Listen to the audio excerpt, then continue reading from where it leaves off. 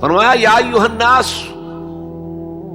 قد جاءتکم موعظۃ من ربکم وشفاء لما فی الصدور وہدی ورحمۃ للمؤمنین قل بفضل اللہ وبرحمتہ فلذلک فلیفرحوا هو خیر مما یجمعون۔ اے لوگو، تمہارے پاس آ گئی ہے نصیحت، موعظت تمہارے رب کی طرف سے۔ وہ صرف موعظت نہیں ہے، سینوں کے اندر جو روگ ہیں، جو امراض ہیں، ان کا علاج بھی ہے، شفا بھی ہے۔ شفاء لما فی الصدور۔ تیسرے درجے میں وہ ہدایت ہے، وہ بتاتی ہے کدھر جاؤ کدھر نہ جاؤ۔ جیسے آپ نے دیکھا ہوگا پہاڑی راستوں پر قدم قدم کے اوپر کوشن ہوتا ہے، یہاں سپیڈ کم کر لو ورنہ تم کو کسی کھائی میں جا گرو گے۔ تو یہ ہدایت کیا ہے؟ دیکھو ادھر مت جانا، ادھر جاؤ، اگر ادھر جاؤ گے تمہارا سارا معاملہ تلپٹ ہو جائے گا۔ یہ ہے ہدایت۔ اور جو چیز دنیا میں ہدایت ہے وہ آخرت میں رحمت ہے، ہدی ورحمۃ للمؤمنین۔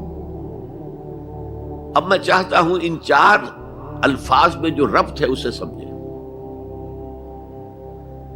دیکھیے، اگر کسی ایسی زمین پر بارش برسے جو اوپر سے بہت سخت ہے تو پانی بہہ جائے گا، زمین میں جذب نہیں ہوگا تو کوئی روئیدگی پیدا نہیں ہوگی۔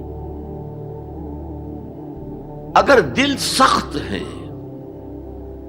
تو قرآن مجید ان پر کوئی اثر نہیں کرے گا۔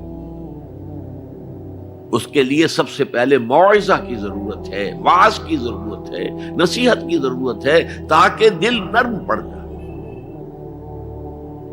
انسانی دل جب سخت ہوتے ہیں تو ان کی سختی چٹانوں سے زیادہ ہوتی ہے۔ سورہ بقرہ میں فرمایا ثم قست قلوبکم فہی کالحجارۃ او اشد قسوۃ۔ یہودیوں سے خطاب ہے، ثم قست قلوبکم من بعد ذلک فہی کالحجارۃ او اشد قسوۃ۔ اے بنی اسرائیل، تمہارے اس طرز عمل کے نتیجے میں تمہارے دل سخت ہو گئے اور اب وہ پتھروں سے زیادہ سخت ہے۔ لہذا سب سے پہلے ضرورت کیا ہے؟ دل کی زمین کو نرم کیا جائے، اس میں ہل چلایا جائے۔ یہ کام ہے موعظہ کا، وعظ کا، نصیحت کا۔ ہمارے معاشرے میں کسی زمانے میں وعظ کا بڑا رواج تھا، آج کل یہ چیز ختم ہو گئی، بلکہ وعظ کو گھٹیا بات سمجھا جاتا ہے۔ بھائی کوئی عقلی بات کرو، کوئی علمی بات کرو، تم تو وعظ کہہ رہے ہو، گویا کہ وعظ گھٹیا چیز ہے۔ نہیں، وعظ سے دل میں رقت پیدا ہوتی ہے، نرمی پیدا ہوتی ہے۔ تو قرآن مجید ہی سب سے بڑا موعظہ ہے۔ ہم نے بدقسمتی سے کیا کیا، جب وعظ کہے جاتے تھے تب بھی مثنوی مولانا روم سے، ضعیف احادیث سے،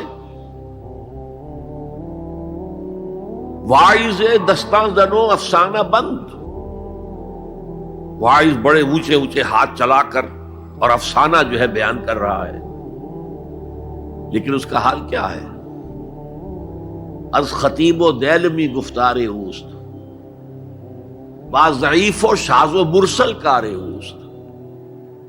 وہ خطیب بغدادی یا دیلمی کی جو احادیث ہیں، جو سب سے گھٹیا درجے کی کتاب حدیث کی، سب سے کم تر درجے کی کتاب حدیث کی، ضعیف کتابوں کے یوں سمجھئے کہ بہت بڑے مجموعے، وہاں سے وہ حدیثیں لا رہا ہے۔ الضعیف و شاذ و مرسل کار ہو، ضعیف حدیث، شاذ حدیث، مرسل حدیث سے وہ بیان کر رہا ہے، قرآن سے اس کا کوئی تعلق۔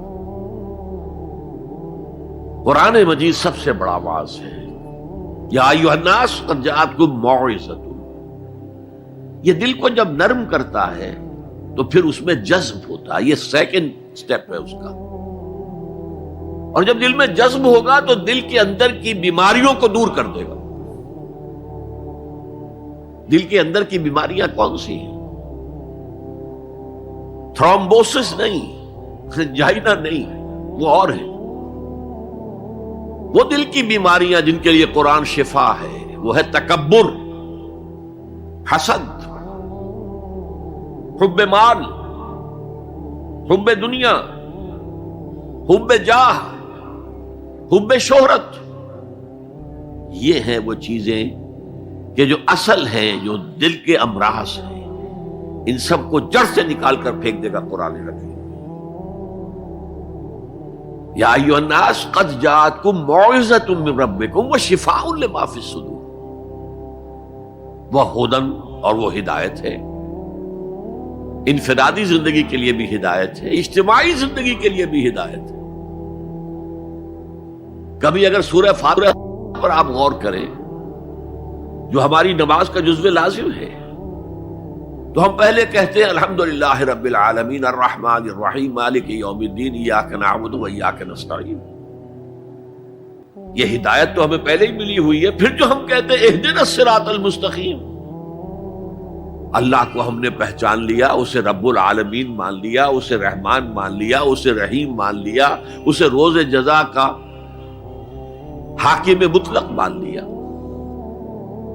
تو اب کون سی ہدایت رہ گئی؟ ہدایت تو آ گئی۔